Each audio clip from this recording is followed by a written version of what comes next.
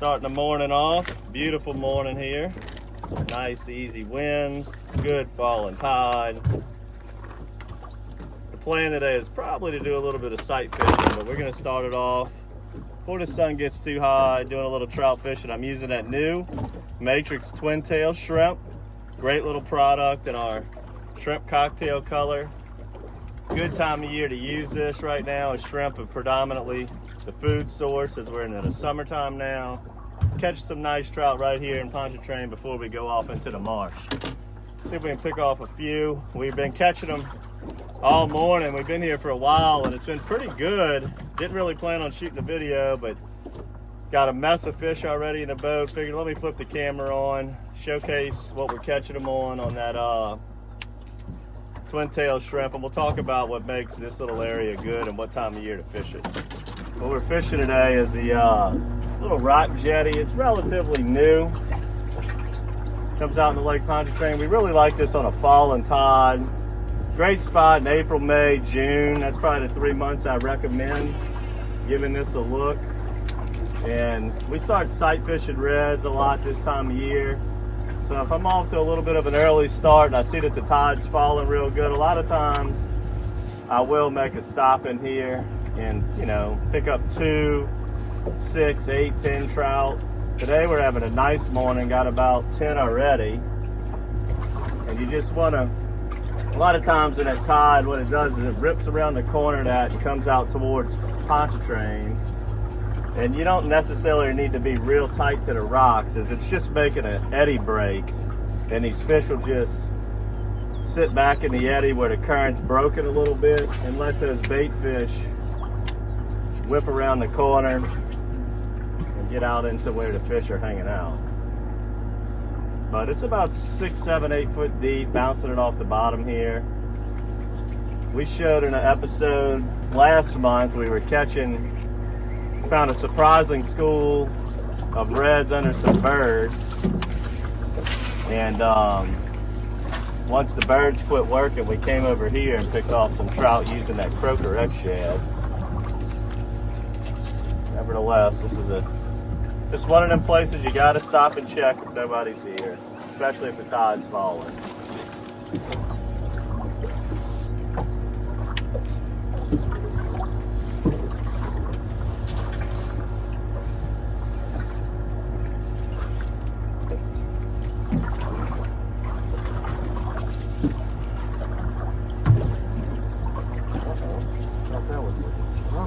First, I ain't feeling drag. This fish has gotta be foul hooked.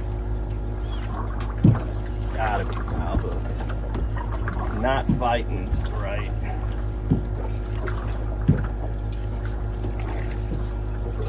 Look at this thing. I think he is foul hooked. Oh yeah, he is. What I told you, foul hooked. See, I got him in the throat. I talk about this a lot, especially this year.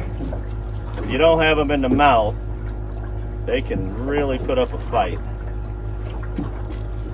Again, on that twin tail shrimp, we made this in a 4-inch and a 3-inch. Just depends on what size fish you're on. If you're on some 12 to 14-inch trout, go with the 3-inch. If you're on some 16 to 20-inch trout, that 4-inch would be better. The 3-inch is gonna fit a 2-aught or a 3-aught hook, where the 4-inch, you really need a 4-aught hook. It's a bulkier bait. Both are very effective.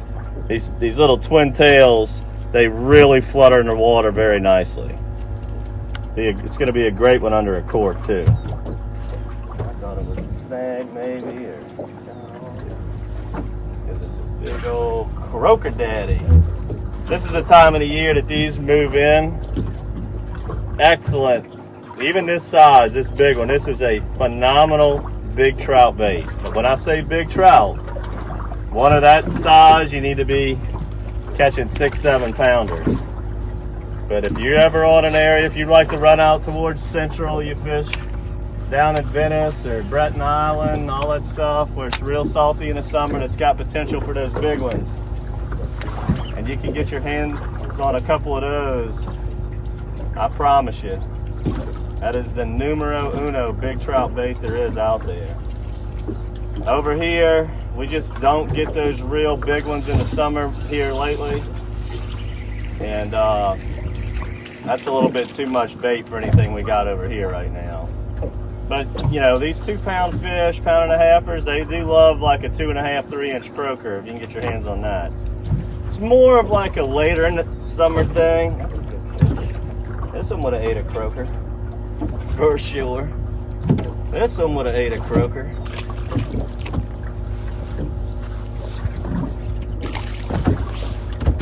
You would have ate a 2.5-inch croaker.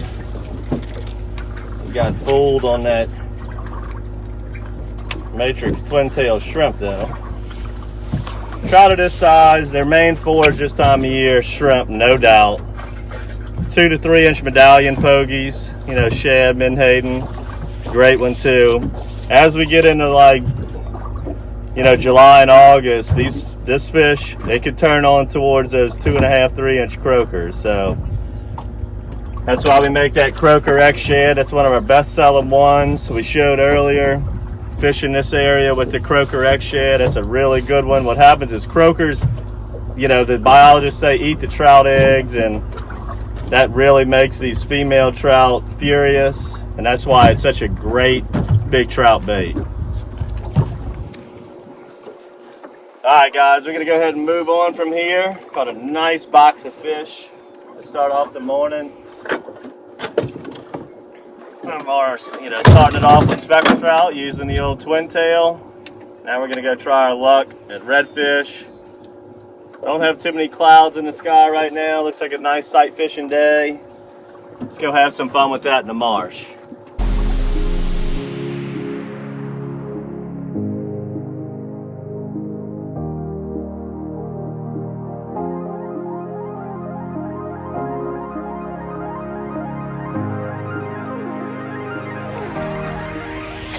We're gonna net this one.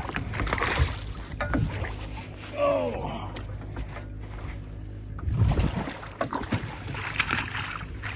Oh, nice little 6-pounder there.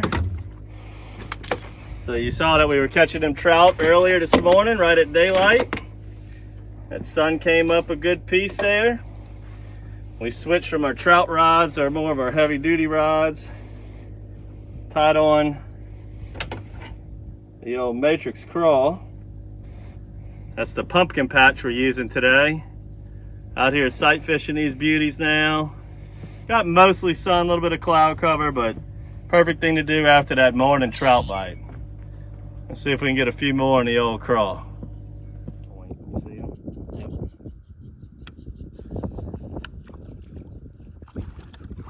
Just like that, baby.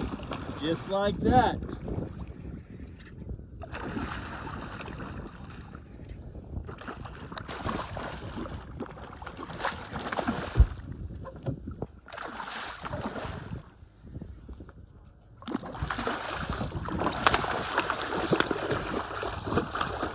I hope that eat came in the camera. That was a perfect one. This thing was crawling down the bank. We're in crystal clear water. Got the polarizer on. Should be able to see that eat. That way you can just see how entertaining this style of fishing is. It don't get much better than this. It's one of my favorite things to do. Again, on that Matrix crawl. Seeing these big, beautiful 4, 5, 6, 7, 8-pound golden bronze fish. And it's just, don't get any better than that. I mean, be able to watch a fish like this eat in 12 inches of water. It's just one of the most fantastic things that Louisiana has to offer. This is also one of the most neglected things that people do out there. Much more fun than catching a 12-inch trout. Oh, green trout. As you can see, we got a cloud on us right now. So when you're back here in the marsh and you're trying to sight fish reds, I highly recommend when you get clouds, just start blind casting, fan casting, aim at ditches, cuts, points, obvious deals, and certainly can catch reds that way, and you're gonna really up your odds of catching bass by blind casting. These things are very hard to sight fish. So if you're in an area that's got a lot of bass, just keep chunking and winding. You can run this crawfish like a you know, just on the surface, almost like a ribbit frog, or you can let it go down a little bit and run it like a spinnerbait. Must have just been holding it with his mouth.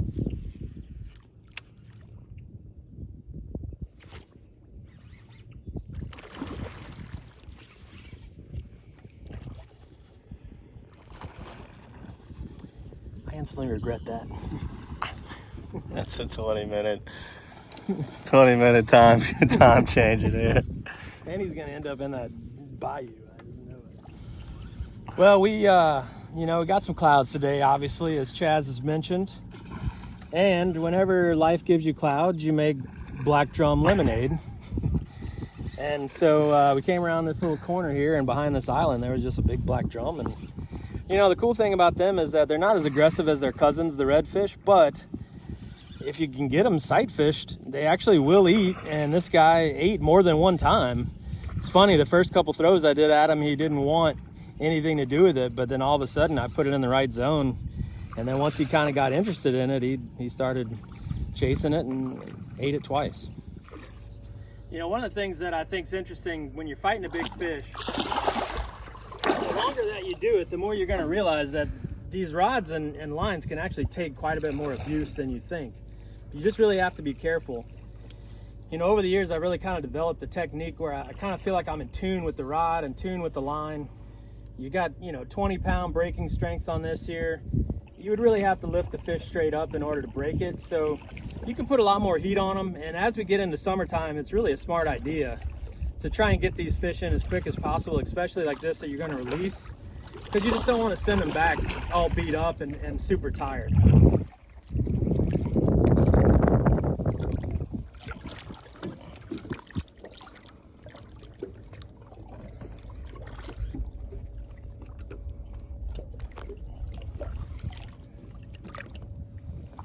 The old matrix craw gets it done on everything from bass to black drum. We're gonna let this guy go. Definitely don't want to have anything to do with him.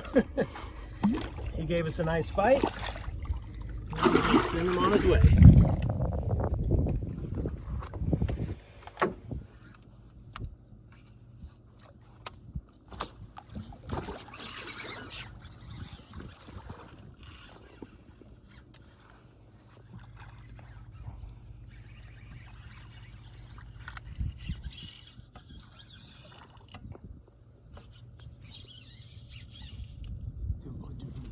School right over there. You know, it's incredible. You come back here in these little pondy areas. As Chad said earlier, we started out trout fishing right at daylight, which, I mean, everybody knows the lake is famous for. But the great thing is the short boat ride later, and then you're in the grass flats. You're chasing redfish. We just caught a black drum. It's really a testament to how amazing Louisiana is, and the fact that you get back here and these fish and they're orange and they're beautiful. This fish ate right on side of the boat. I mean, what more could you ask for a Wednesday? Let's get this guy landed.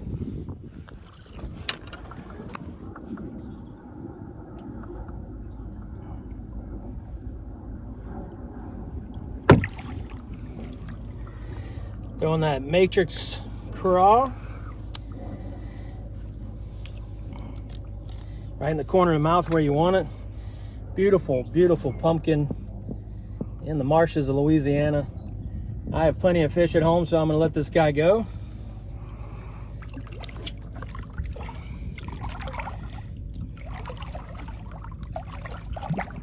I want to really make sure that he's ready and give him enough time.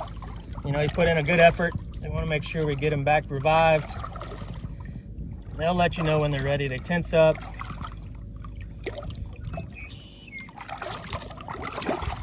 Sometimes you got to remind them they're a fish. You really want to make sure that they're ready, which I'm not sure he is.